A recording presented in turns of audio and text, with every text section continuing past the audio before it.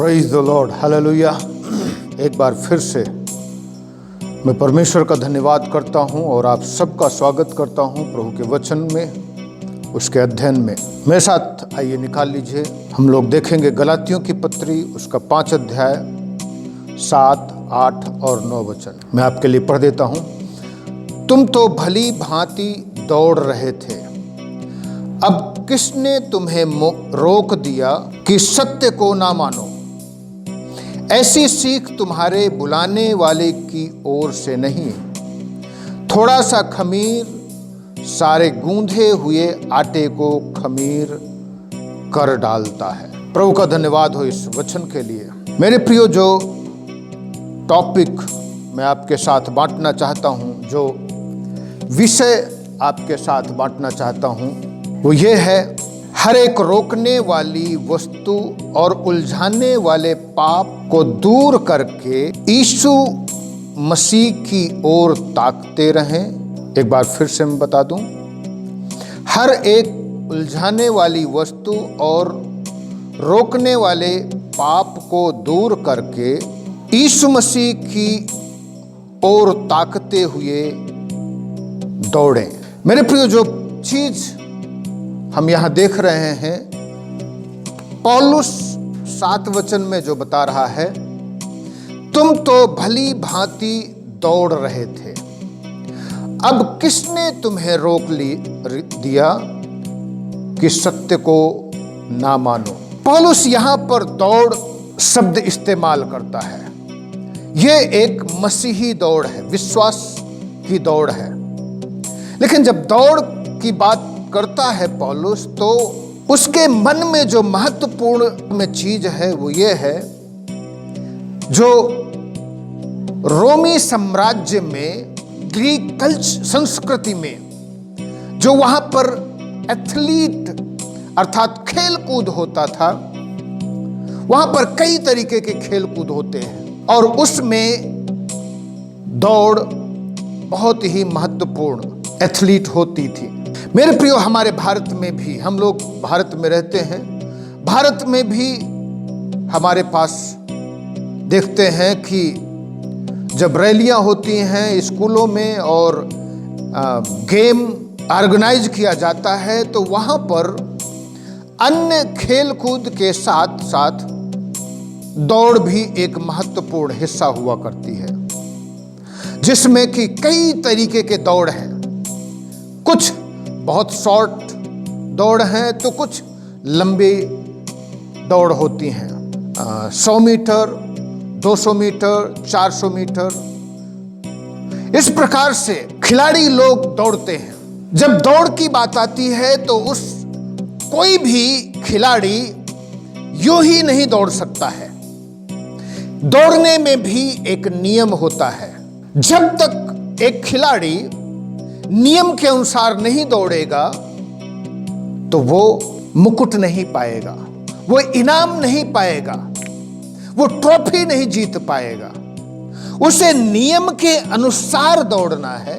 कोई भी व्यक्ति को जो दौड़ना शुरू करता है गेम में, वो उसके लिए एक विशेष ट्रैक बनाई जाती है और उसको उसी विशेष ट्रैक में दौड़ना होता है।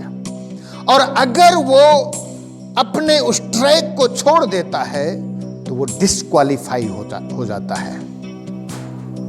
यहां पर पौलुस कह रहा है, तुम तो भली भांति दौड़ रहे थे, अब किसने तुम्हें रोक दिया कि सत्य को ना मानो? तुम लोग बहुत अच्छे से दौड़ रहे थे, लेकिन अब तुम्हें किसने डिस्ट्रैक्ट कर दिया है? किसने तुम्हें अलग कर दिया है? पहली कुरिन्थी 9 अध्याय के 24 वचन में भी दौड़ का जिक्र पौलुस करता है। तो यहां पर पौलुस कह रहा है 7 वचन में, तुम्हें किसने रोक दिया कि सत्य को ना मानो? मेरे प्रियो, ये डिस्ट्रैक्ट ताकि हम डिस्क्वालीफाई हो जाएं। इसके लिए जो दुश्मन हैं, जो विरोधी हैं, जो कई बार हमारे कंपटीटर हैं, वो भरसक प्रयास करते हैं। और आप देखते हैं कई बार आप लोग टीवी और फिल्मों में देखा होगा, जब एक खिलाड़ी दौड़ना शुरू करता है तो कई विरोधी लोग होते हैं जो अलग अलग तरीके की योजना बनाते हैं। कभी शूज में कील लगा दिया, तो कभी कहीं कुछ कर दिया, तो कभी पैर मार दिया। जब हम लोग हॉकी देखते हैं तो हॉकी खेलते हुए कई बार जो अपोजिट टीम वाले होते हैं वो सीधे पैरों में हॉकी मार देते हैं। जब हम लोग फुटबॉल खिलाड़ियों को देखते हैं तो वो लोग पैर मार करके एक दूसरे को गिरा देते हैं। किस तरीके से लोग धोखा करते हैं। विरोधी टीम किस तरीके से साम दाम दंड भेद हर तरीके से प्लान करती है कि वो दूसरे पार्टी को डिस्क्वालीफाई करवा दे। उसी प्रकार से शैतान मेरे प्रियो हम लोगों को डिस्क्वालीफाई करने के लिए सदैव प्लान करता है, कोशिश करता है। प्रभु का वचन बताता है, जब हम उत्पत्ति की पुस्तक पढ़ते हैं वहां पर शैतान ने किस तरीके से योजना बनाई कि आदम और हव्वा डिस्क्वालीफाई हो जाएं, और इस प्रकार से वो पाप में गिर गए। परमेश्वर ने मनुष्य को अपने ही स्वरूप में बनाया और पाप में गिरने के कारण मनुष्य अधर्मी हो गया, पापी हो गया। दूसरी चीज जब हम देखते हैं उसके जीवन में, परमेश्वर ने आदम को बनाया और अदन के बगीचे में रख दिया और कहा इसकी देख रेख करो। लेकिन किस तरीके से शैतान ने डिस्क्वालीफाई करवाया मनुष्य को, और उसको अब मेहनत और परिश्रम के साथ रोटी कमाना पड़ता है। तीसरी चीज जब हम देखते हैं, परमेश्वर ने आदम को इसलिए बनाया था ताकि उसके साथ फेलोशिप रखे, उसके साथ सहभागिता रखे। लेकिन किस तरीके से शैतान ने योजना बनाई और चक्रव्यूह रचा और मनुष्य को डिस्क्वालीफाई कर दिया, और वो परमेश्वर की महिमा से अलग हो गया, दूर हो गया। सो मेरे प्रियो, विरोधी सदैव इसी प्रयास में रहते हैं कि हम लोग डिस्क्वालीफाई हो जाएं, और यहां पर जुडाइजर लोग इसी कोशिश में थे कि वो लोग डिस्क्वालीफाई हो जाए। वो लोग अच्छे से दौड़ रहे थे, परमेश्वर के अनुग्रह में दौड़ रहे थे, विश्वास के साथ दौड़ रहे थे, पर उनका जो ट्रैक था बहुत अच्छा था। विश्वास के साथ उस अनुग्रह के ट्रैक में बहुत अच्छे से दौड़ रहे थे। लेकिन अब वो लोग डिस्क्वालीफाई हो रहे हैं। यहां पर यहूदी मत मानने वाले लोग यहां पर व्यवस्था की बातों को लेकर के आ रहे हैं कि जब तक तुम खतना ना कराओ तब तक तुम्हारा उद्धार नहीं होगा। किस तरीके से शैतान अच्छे खासे विश्वासी को विश्वास से गिरा देता है। आज यही होता है मेरे प्रियो, सदैव ध्यान रखें। पौलुस कहता है, जो विश्वास में सोचता है कि मैं मजबूत हूं, वो अपने आप के विषय में चौकसी करे, कहीं गिर ना जाए। क्या आप अच्छे हैं, सोच रहे हैं कि आप बहुत अच्छे विश्वासी हैं, बहुत अच्छी बात है, लेकिन चौकस रहो कि कहीं शैतान तुम्हें गिरा ना दे। दूसरी चीज जो पौलुस यहां पर लेकर के आ रहा है वो है 9वां वचन, थोड़ा सा खमीर सारे गूंधे हुए आटे को खमीर कर डालता है।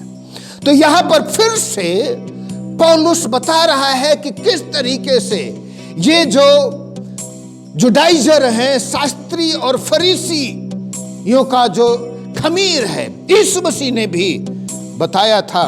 मरकुस रचित सुसमाचार 8 अध्याय के 14 और मत्ती 16 अध्याय के 12 वचन में यीशु मसीह अपने चेलों को सिखा रहे हैं कि फरीसियों के खमीर से और हेरोदेस के खमीर से चौकस रहो, सावधान रहो। ये फरीसियों का खमीर और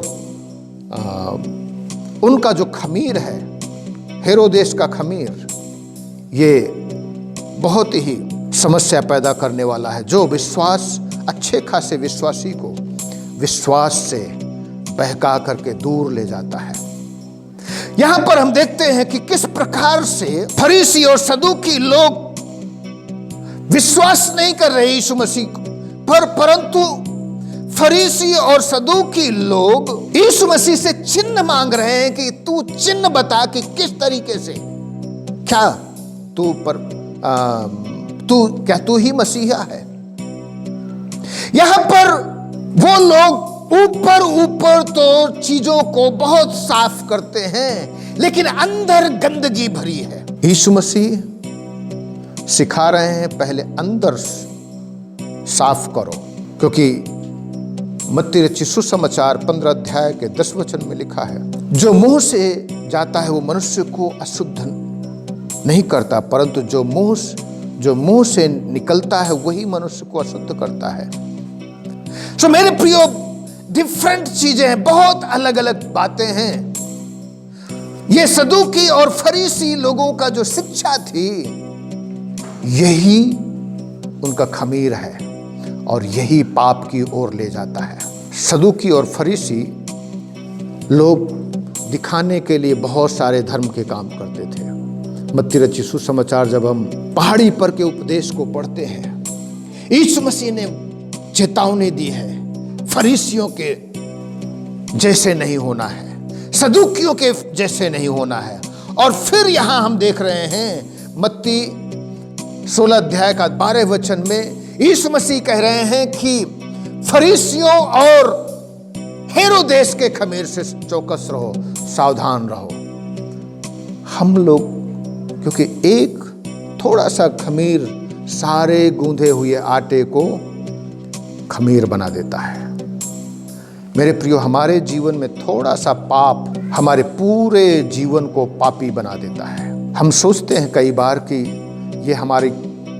ये पाप नहीं है, कई बार हम लोग सोचते हैं इन सब चीजों के विषय में, लेकिन ऐसा नहीं है मेरे प्रियो। शैतान कई बार बहुत धीमे से लेकर के आता है हमारे जीवन में। वो पाप छोटा सा पाप लेकर के आता है, फिर धीरे धीरे वो बढ़ता जाता है और हमारे पूरे जीवन को पाप में कर देता है, पापी बना देता है। मेरे प्रियो, हमें जांचने की जरूरत है।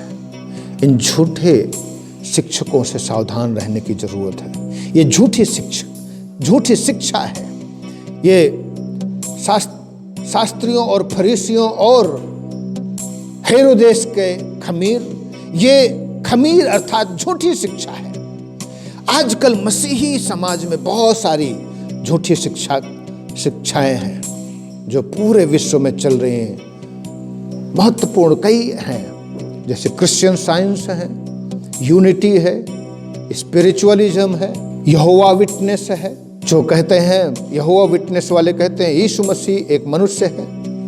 फिर थियोसॉफी नाम का एक ग्रुप है, और उसके बाद रोजी क्रूसियनिज्म है, बहाईनिज्म है। बहाई लोग ये भी विश्वास करते हैं कि यीशु मसीह उन बहुत सारे ईश्वरों में से एक ईश्वर यीशु मसीह भी है। बहुत सारे मसीहा में से, बहुत सारे भविष्यवक्ताओं में से एक मसीहा और एक भविष्यवक्ता यीशु मसीह भी है। मोर्मोनिज्म है, जिसमें मोर्मोनिज्म विश्वास करते हैं यीशु मसीह ही पिता है और यीशु मसीह ही पुत्र है। यूनिटेरियनिज्म के लोग हैं, वो कहते हैं जो यीशु मसीह के ईश्वरत्व को नकार देते हैं। और फिर मॉडर्निज्म है कि यीशु मसीह अच्छा भला व्यक्ति था लेकिन ईश्वर नहीं था।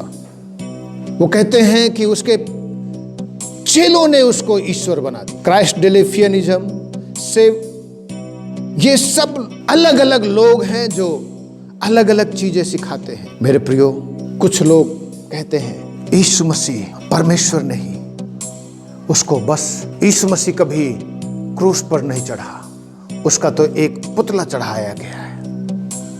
मेरे प्रियो, बहुत सारी झूठी शिक्षाएं हैं आइए हम लोग मन फिराएं और प्रभु के उस उद्धार की ओर, परमेश्वर के उस अनुग्रह की ओर लौट आएं और हम लोग प्रभु के साथ जीवन व्यतीत कर सकें। आइए हम लोग प्रार्थना करें। हमारे परमेश्वर पिता, दयालु प्रभु, होने दे प्रभु, बहुत सारी चीजें हैं जो हमें तेरी ओर से खींच ले जाती हैं प्रभु, इसलिए हमारी सहायता मदद कर, ताकि हर एक रोकने वाली वस्तु और उलझाने वाले पाप को दूर करके प्रभु हम लोग ऐसी दौड़ दौड़े प्रभु, और हमारा उद्धार करता, हमारा लक्ष्य और हमारे प्रभु यीशु मसीह की ओर ताकते हुए आगे की ओर दौड़े प्रभु, और अनुग्रह कर ताकि हम लोग उन पाप से और उन अपराधों से बचे रहें प्रभु, शास्त्रियों और फरीसियों के खमीर से बचे रहें प्रभु। परमेश्वर जो पूरे गूंधे हुए आटे को खमीर कर देता है, तू सहायता मदद कर और हर एक को आशीष दे प्रभु। जितने लोग प्रभु तेरा वचन सुन रहे हैं और जो लोग प्रभु बीमार हैं, उन सबको छू करके चंगा कर दे। तू दया कर और आश्चर्य कर्म कर। धन्यवाद करता हूं, तूने प्रार्थना को सुना है। यीशु के नाम से मांगते हैं इस प्रार्थना को, आमीन। God bless you. प्रभु आप सबको आशीष दे, सबको जय मसीह की।